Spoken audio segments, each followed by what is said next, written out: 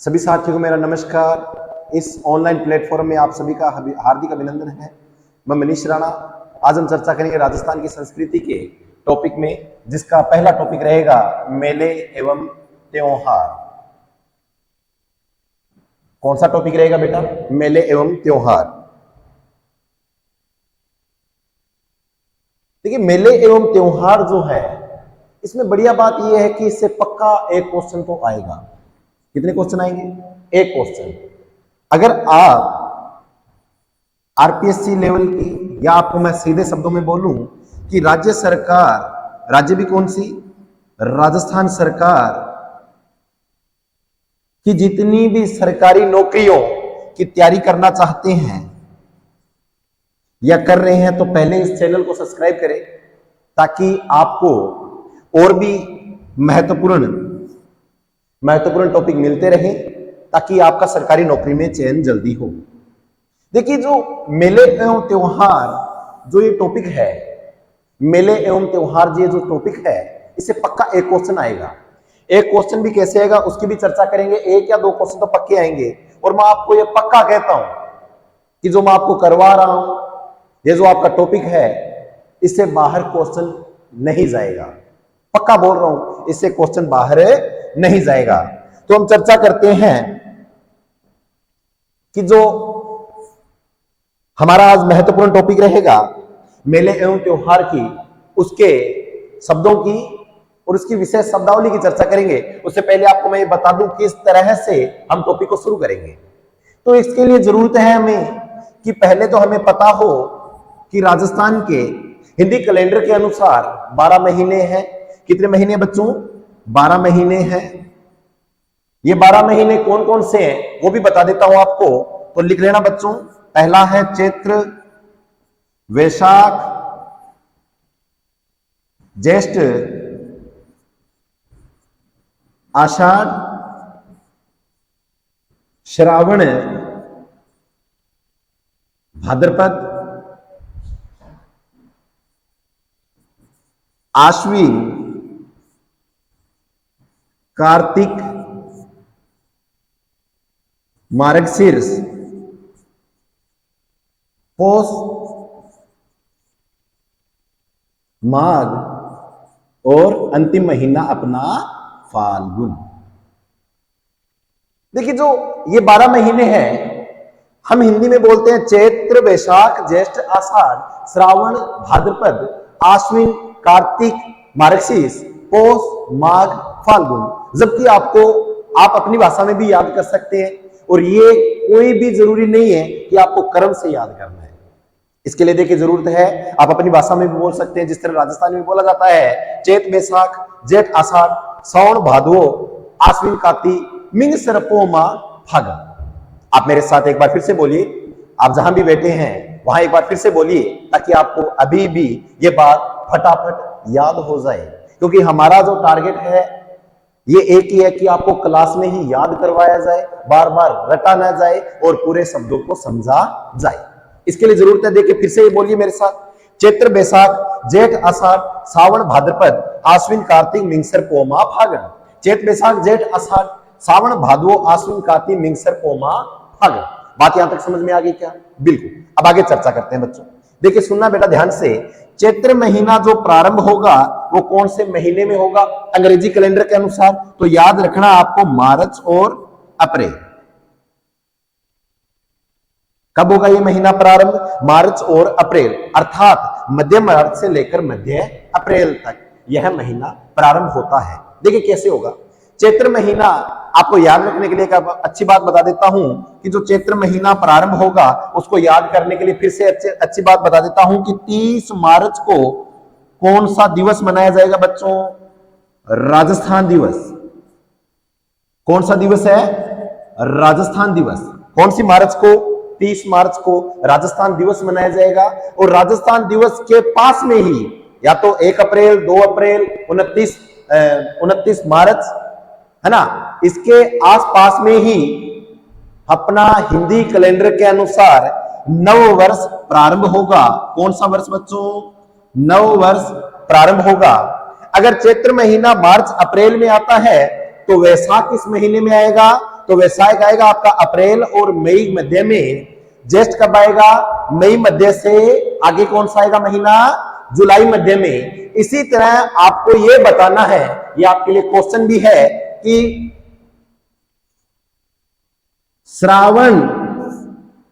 श्रावण जो महीना है वो अंग्रेजी कैलेंडर के अनुसार कब आएगा? इसका आपको उत्तर बताना है। यह उत्तर हम नहीं बताएंगे, आपको कमेंट बॉक्स में इसका उत्तर मिल जाएगा, जबकि आपको कमेंट में इसका उत्तर देना है। कौन सा महीना है? श्रावण महीना। श्रावण महीना अंग्रेजी कैलेंडर के अनुसार कौन से महीने में आता है, इसका उत्तर आप देंगे। समझ गए बच्चों?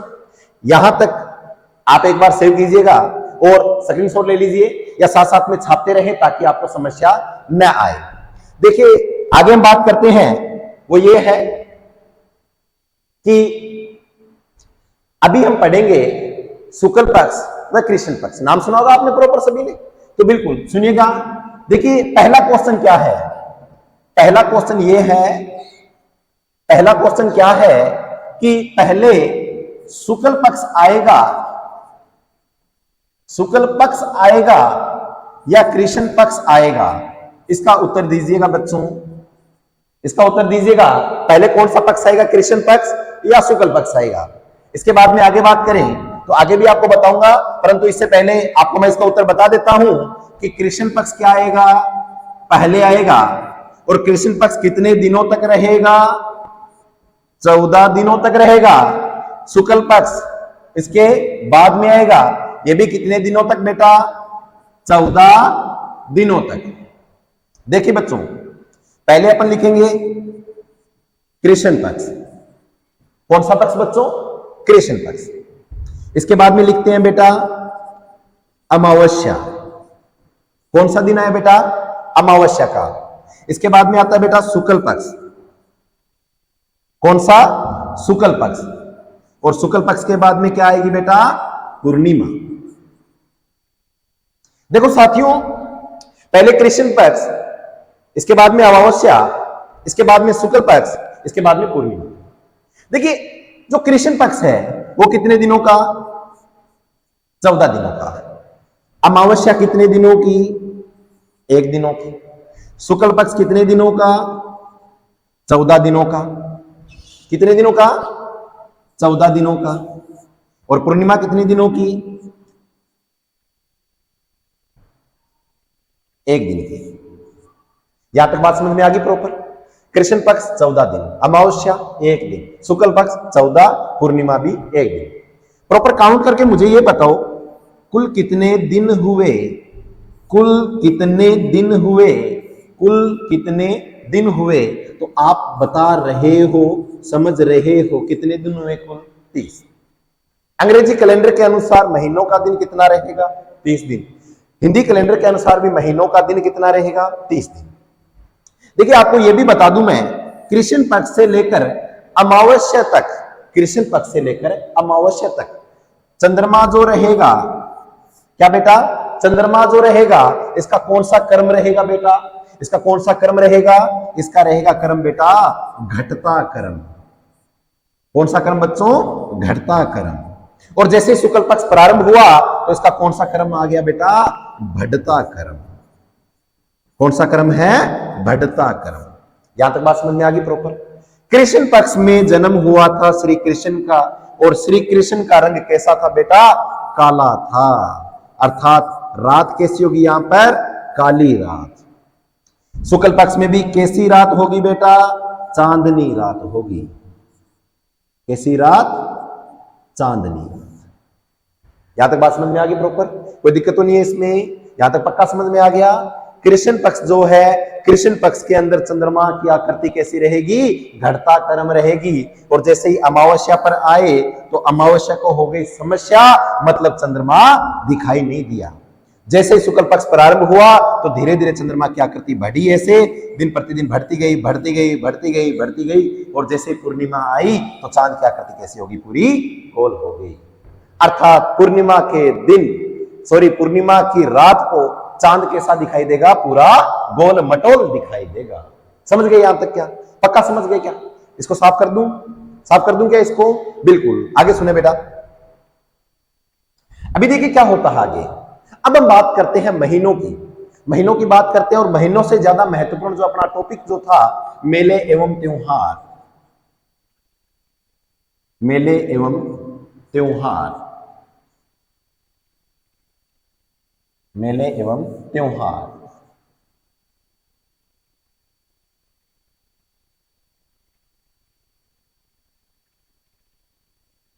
इस मेले एवं त्योहार में हम अब महीनों के क्रम के अनुसार पढ़ेंगे, परंतु पहला महीना कौन सा?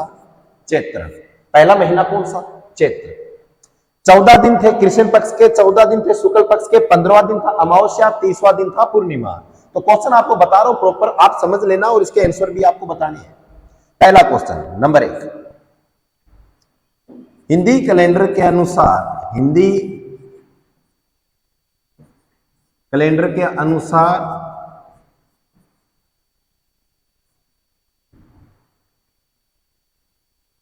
महीने का प्रारंभ कब होगा? दूसरा क्वेश्चन, हिंदी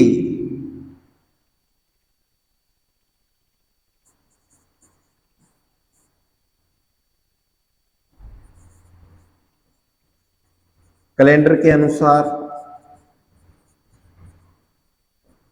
नववर्ष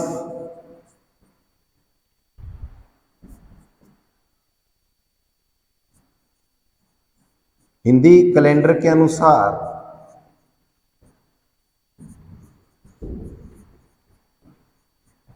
15वां दिन कौन सा होगा? हिंदी कैलेंडर के अनुसार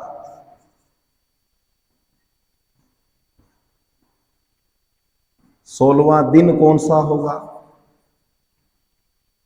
हिंदी कैलेंडर के अनुसार अंतिम, हिंदी कैलेंडर के अनुसार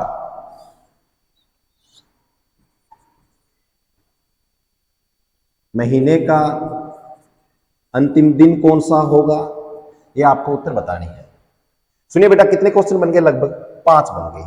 इससे भी ज्यादा और महत्वपूर्ण भी बता सकता हूं आपको कि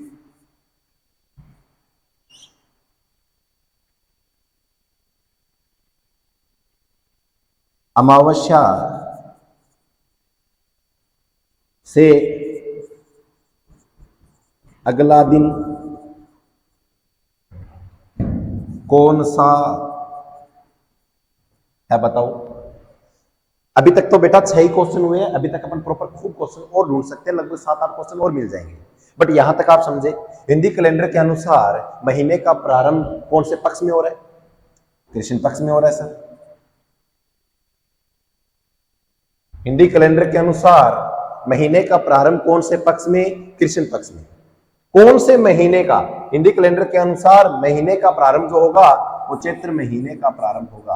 अर्थात हिंदी कैलेंडर के अनुसार पहला महीना भी कौन सा रहेगा? चैत्र। और पहला दिन कौन सा? कृष्ण पक्ष की एकम। दूसरा सुने बेटा ध्यान से, हिंदी कैलेंडर के अनुसार नव वर्ष, हिंदी कैलेंडर के अनुसार नव वर्ष कब मनाया जाएगा? तो बेटा आपको पता है, अपन शुक्ल पक्ष, शुक्ल पक्ष का मतलब क्या था? अपन शुक्ल पक्ष को क्या मानते हैं बेटा? शुभ मानते हैं। हिंदी कैलेंडर के अनुसार अगला क्वेश्चन देखिए फिर से, हिंदी कैलेंडर के अनुसार 15वां दिन कौन सा होगा? तो 15वां दिन होगा बेटा अमावस्या। तो साथियों अगला देखिएगा, हिंदी कैलेंडर के अनुसार 16वां दिन कौन सा होगा? 16वां दिन, तो 16वां दिन बेटा कौन सा होगा? 16वां दिन होगा अपना, कौन सा होगा बेटा? शुक्ल पक्ष की एकम। देखो साथियों अगला देखिएगा फिर से, हिंदी कैलेंडर के अनुसार महीने का अंतिम दिन कौन सा होगा? तो आप सभी को पता है कौन सा होगा? पूर्णिमा। कैसी माह होगी? पूरी माह होगी। अमावस्या से अगला दिन कौन सा होगा? तो शुक्ल पक्ष की एकम होगी। समझ गए? यहां तक बात समझ में आ गई प्रॉपर? तो इसको आप क्या कर लें? सेव कर लें, ये लिखते रहे साथ में बच्चों, वेरी इंपॉर्टेंट है ये। आगे सुनो ध्यान से। अभी देखिए आगे क्या है वो सुनिएगा। अभी क्या हुआ, हम एक नाम सुनते हैं, देखिए इससे सुनिएगा आप ध्यान से। आगे बेटा आगे क्या होगा? आगे होता क्या है? अब अपन त्योहारों का प्रारंभ करते हैं। त्योहारों का क्या करते हैं अपन, प्रारंभ करते हैं। प्रारंभ कैसे होगा, किस महीने से होगा? सर जी आपने शुभ माना चैत्र को, तो त्योहारों का प्रारंभ क्या चैत्र से कर दें क्या? नहीं, चैत्र महीने में एक त्योहार आता है गणगौर का। कौन सा त्योहार आएगा? गणगौर का। गणगौर का त्योहार आता है चैत्र महीने में। गणगौर का त्योहार जो रहता है वो सबसे प्रसिद्ध किनका रहेगा बेटा? महिलाओं का। किनका बच्चों? महिलाओं का। और सबसे बढ़िया बात क्या है, महिलाओं का प्रसिद्ध त्योहार यही है, अर्थात महिलाओं का मन पसंदीदा त्योहार भी कौन सा है? गणगौर है। और गणगौर गणगौर त्योहार कितने दिनों का? 16 दिनों का। गणगौर बनाने की कला चित्तौड़गढ़ की।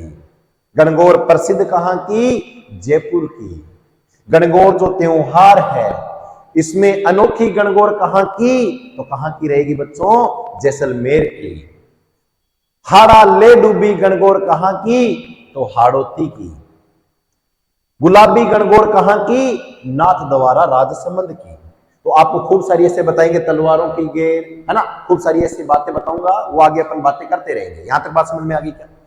गणगौर का जो त्योहार है, गणगौर का त्योहार किसका प्रतीक है? तो ये प्रतीक है शिव पार्वती का। क्यों साथियों शिव पार्वती का क्यों है? शिव अर्थात गण, गौर अर्थात पार्वती। यहां तक बात समझ में आ गई? गण प्लस गौर, शिव और पार्वती का यह त्योहार है। यहां तक बात समझ में आ गई प्रॉपर?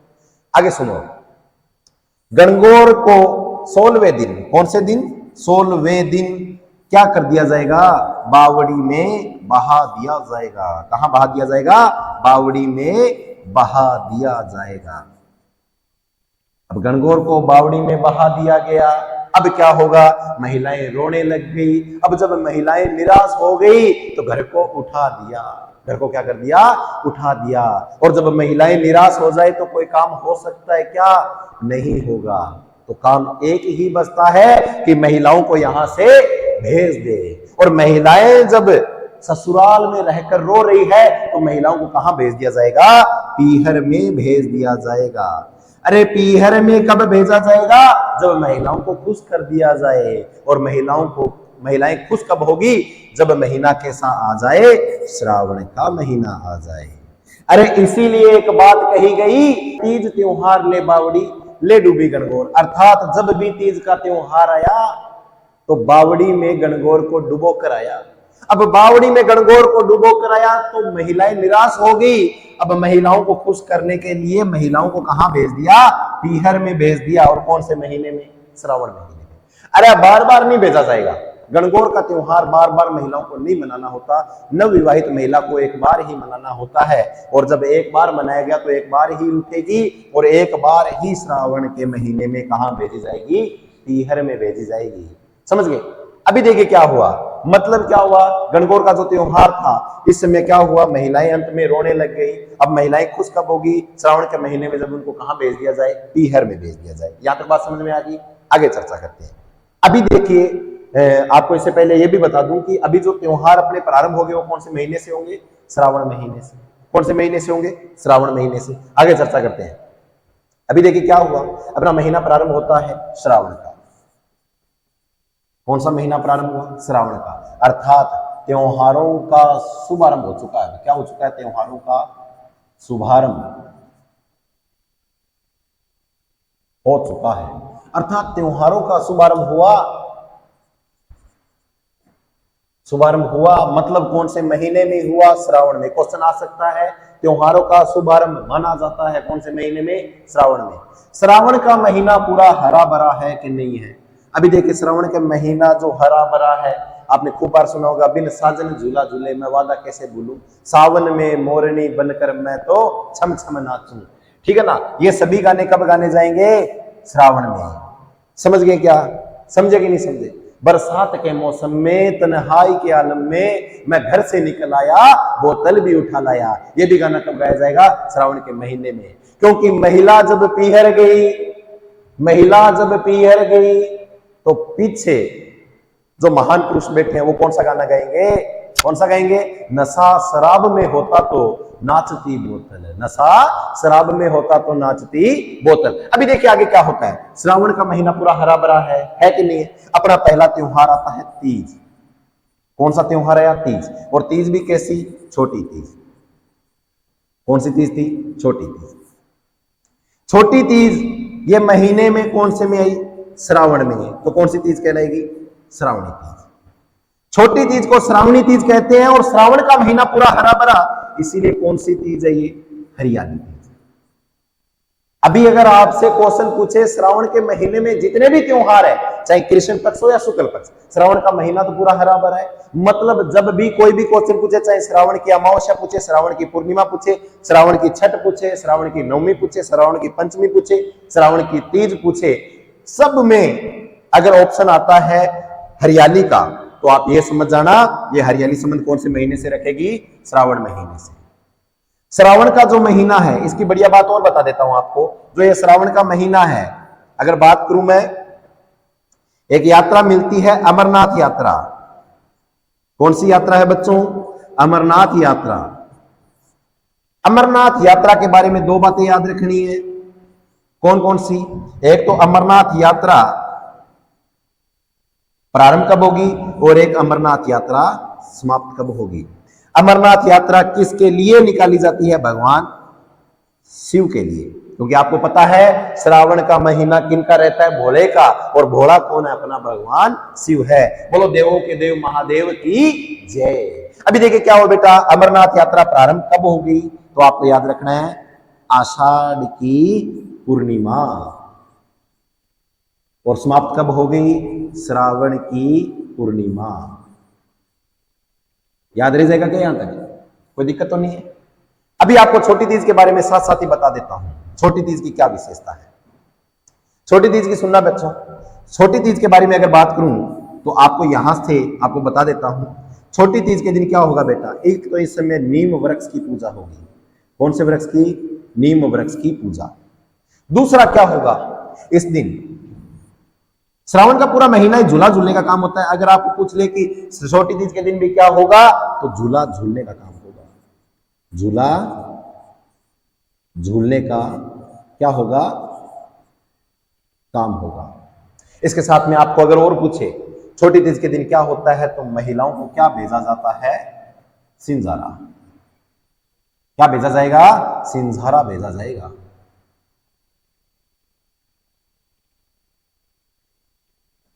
सिंजारा। अब ये सिंजारा गुरुजी क्या होता है? तो जो नवविवाहित महिला होती है, नवविवाहित महिलाओं को वर पक्ष द्वारा भेजे गए आभूषण इत्यादि वो क्या कहलाएंगे? सिंजारा कहलाएंगे। समझ गए? यहां तक बात समझ में आ गई? ये आपकी छोटी तीज भी पूरी होती है। इसके बाद में आगे सुनो। आगे आता है बेटा श्रावण पूर्णिमा। कौन सी पूर्णिमा? श्रावण पूर्णिमा। श्रावण पूर्णिमा को नारियल पूर्णिमा भी कहते हैं। इस दिन त्योहार मनाया जाता है। कौन सा बंधन है? रक्षाबंधन। कौन सा बंधन है? रक्षाबंधन। इस दिन और क्या होगा बच्चों? तो इस दिन क्या होगा? इस दिन रक्षाबंधन मनाया जाएगा। और ये महीना कैसा है? हरा भरा। इसीलिए ये कौन सी पूर्णिमा होगी? हरियाली पूर्णिमा। तो अगर आपको श्रावण पूर्णिमा के अन्य नाम पूछे तो आप बता सकते हैं ना? हरियाली पूर्णिमा, नारियल पूर्णिमा या रक्षाबंधन का इस दिन त्योहार मनाया जाता है। रक्षाबंधन का जो ये त्योहार है, ये किसका त्योहार है? तो भाई बहन के प्रेम का ये है त्योहार है। कोई दिक्कत है क्या बच्चों इसमें? कोई दिक्कत नहीं है ना? बिल्कुल इजी तो है। अभी देखिए आगे क्या होता है। यहां तक बात समझ में आ गई प्रॉपर? ये आपकी नारियल पूर्णिमा कंप्लीट होती है, श्रावण पूर्णिमा कंप्लीट होती है, हरियाली पूर्णिमा कंप्लीट होती है, रक्षाबंधन पूरा होता है। अभी देखिए क्या हुआ। इसके साथ में आपको क्या याद रखना है? थोड़ी सी एक बात और बता देता हूं। एक रानी थी,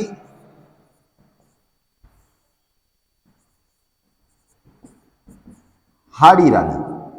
हाड़ी रानी का नाम था कर्मावती। ने राखी किसको भेजी?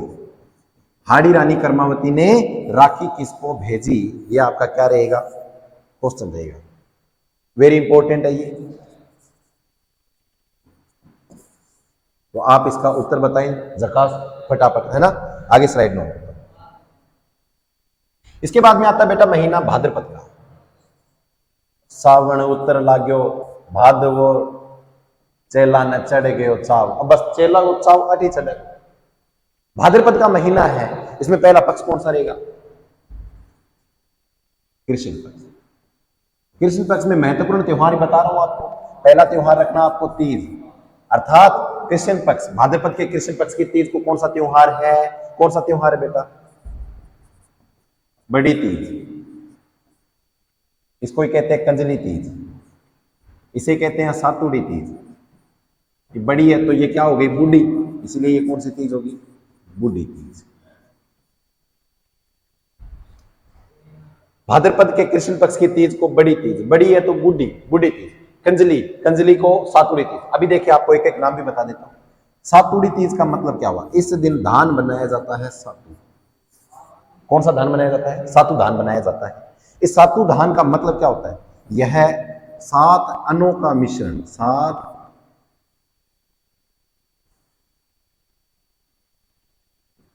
अन्नों का क्या होगा इसमें बेटा?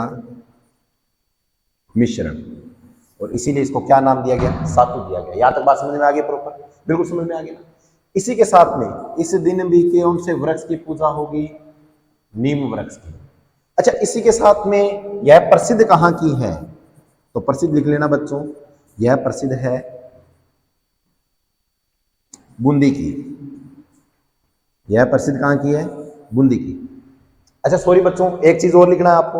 वो क्या लिखनी है वो देखो आप एक बार, है ना। तो आपको श्रावण के महीने की लिखनी है। श्रावण के महीने की ये क्या लिखनी है कि जो छोटी तीज है ये प्रसिद्ध कहां की है? यह प्रसिद्ध कहां की है? तो लिख लेना साथियों, जयपुर की है। ये भी अति महत्वपूर्ण है।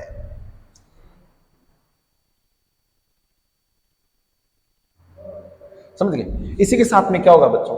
तो इसके साथ में और आपको बात याद करने की जरूरत नहीं है। नीम वृक्ष की पूजा हो गई और प्रसिद्ध कहां की होगी? बूंदी की होगी। यहां तक बात समझ में आ गई? पक्का समझ में आ गई ना। इसी दिन क्या होगा? एक नाम मिलता है, चलो वो आगे बताएंगे अपन, है ना। अभी आगे सुनो ध्यान से। महीना कौन सा चल रहा है? भाद्रपद। पक्ष कौन सा चल रहा है?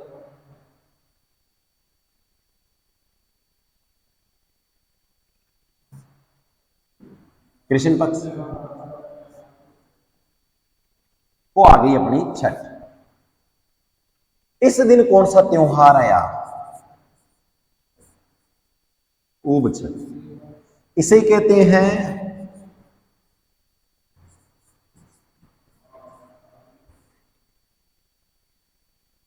हल छठ। ऊब छठ या हल छठ। ऊबा का ऊब छठ का मतलब क्या होता है? इस व्रत में महिलाएं सूर्य अस्त के बाद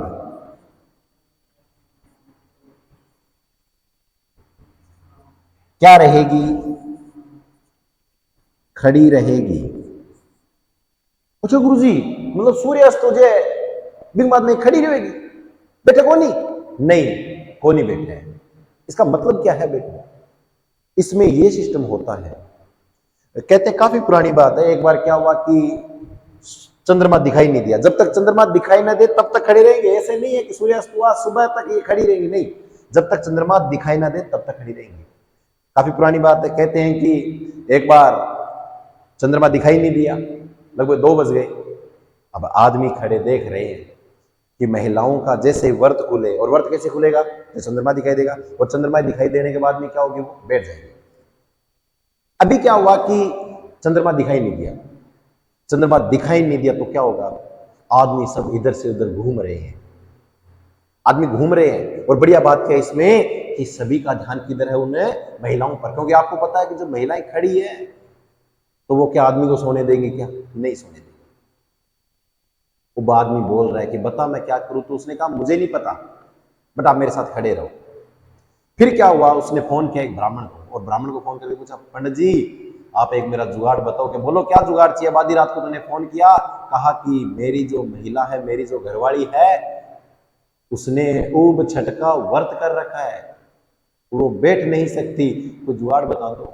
उसने कहा टेंशन क्यों ले रहा है, अपने पास एक आइडिया है। उन्होंने कहा बोलो क्या है आपके पास, विचार बताओ। तो उन्होंने कहा कि आप एक काम करो, साड़ी लो, साड़ी लेकर आप इधर से उधर वाले पंखे बांधो और बांध कर उसको झूला दो। तो कहते हैं उसने झूला देना शुरू किया। तो मतलब ये हो सकता है कि इस व्रत में कौन सा कार्य हो सकता है, झूला झूलने का।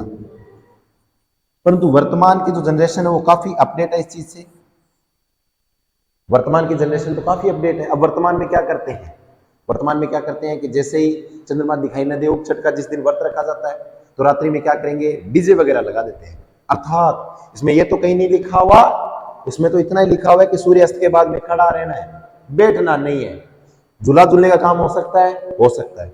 उन्होंने कहा कि हम बैठे नहीं तो क्या करें, तो महिलाएं क्या करती है, फिर डांस करती है। क्योंकि आपको पता है महिलाएं क्या करेगी, डांस करेगी। और डांस किस पर करेगी, डीजे पर करेगी। तो उन्होंने क्या शुरू कर दिया, वर्तमान में डीजे वगैरह लगाना शुरू कर दिए और डांस करने लगी। तो इस छठ को क्या होता है, नृत्य भी महिलाएं करती है, ये याद रह जाएगा प्रॉपर। इसी के साथ में क्या हुआ, हल छठ। हल प्रतीक किसका है बच्चों, श्री कृष्ण के भाई भगवान बलराम का। और इस दिन बलराम जी का क्या हुआ था बेटा, जन्म हुआ। हल छठ याद रह जाएगा। हल प्रतीक किसका, भगवान बलराम का। बलराम कौन थे, श्री कृष्ण के भाई थे, दाऊ भाई जिसे कहते हैं। उब छठ या हल छठ इसीलिए कहा जाता है क्योंकि उब का मतलब होता है बेटा खड़ा रहना। बिश्नोइयों में कहते नहीं क्या, बिश्नोई समाज के लोग कहते हैं कि उबो रे, उबा का मतलब क्या हुआ, खड़ा रहना। यहां तक बात समझ में आ गई प्रॉपर। ये आपका त्योहार कंप्लीट हो गया। इसके बाद में अगला देखिए, अब अगला त्योहार आता है, वो आता है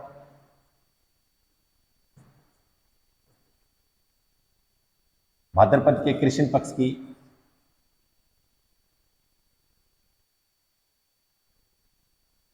अष्टमी। ये कौन सी अष्टमी है बेटा,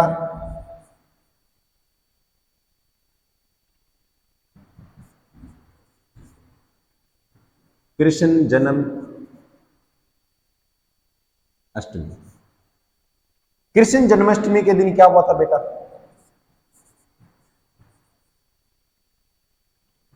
श्री कृष्ण का जन्म हुआ था। इसी के साथ में इस दिन किनका जन्म हुआ, जो राजस्थान से संबंध रखते हो वो बता दो मुझे, किसका जन्म हुआ था, जाम्बोजी का जन्म हुआ। कहां हुआ ये आप बताएंगे। दूसरा,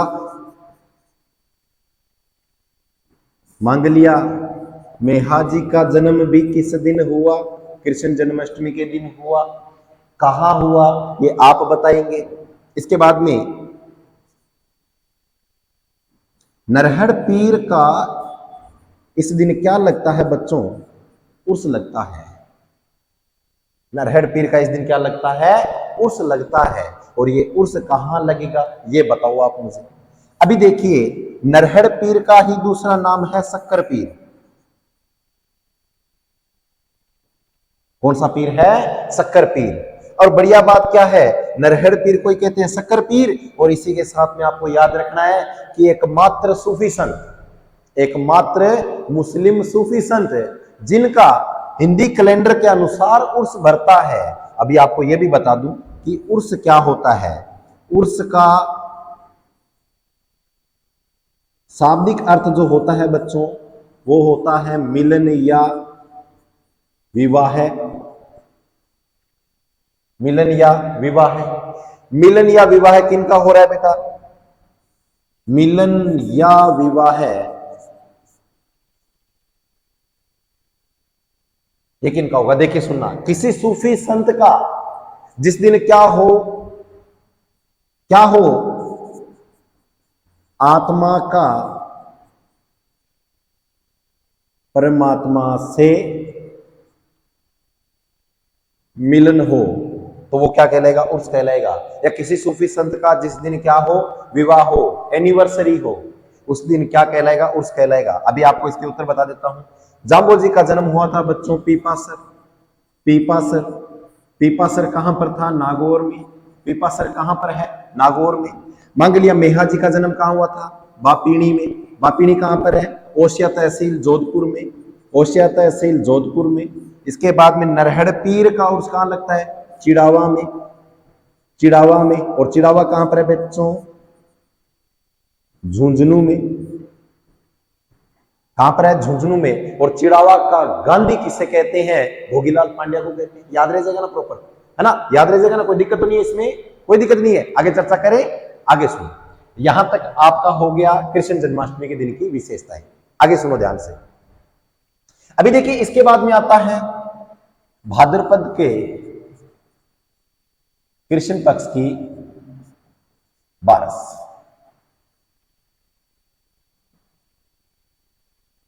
इसे कहते हैं बच्छ बारस। बच्छ बारस नाम से पता चल रहा है इस दिन किसकी पूजा होगी? बछड़े की। बछड़ा कौन होता है? गाय का पुत्र, अर्थात गाय की जो संतान होगी, ठीक है, उससे संबंध रखता है। और अच्छा दूसरी बात क्या है? इस दिन गाय के दूध का सेवन भी कौन करेगा? सिर्फ और सिर्फ बछड़ा करेगा। यहां तक बात समझ में आ गई प्रॉपर? अच्छा इस दिन क्या होता है? एक तो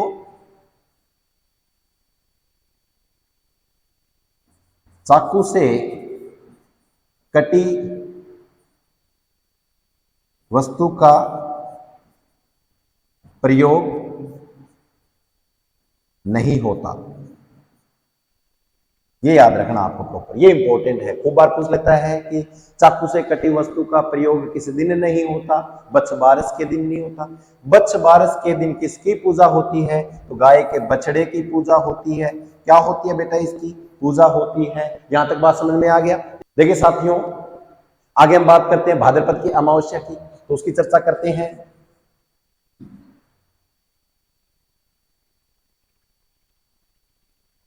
भाद्रपद अमावस्या को इस दिन कहां मेला लगता है? किसका लगता है? तो इसे सतिया अमावस्या कहते हैं। पहली बात तो ये सतिया अमावस्या। इस दिन मेला किसका लगता है? तो सती माता का लगता है। सती माता का इस दिन क्या लगता है? मेला लगता है। कहां बच्चों? तो झुंझुनू में। कहां? झुंझुनू में। अच्छा आपको अगर पूछे सती प्रथा पर रोक कब लगी?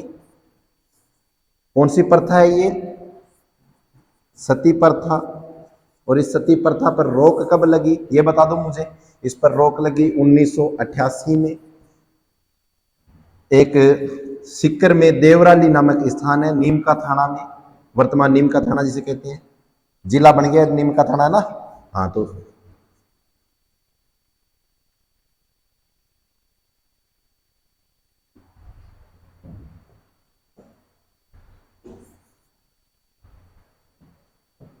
वर्तमान में देवराली नामक स्थान जो है वो नीम का थाना में है।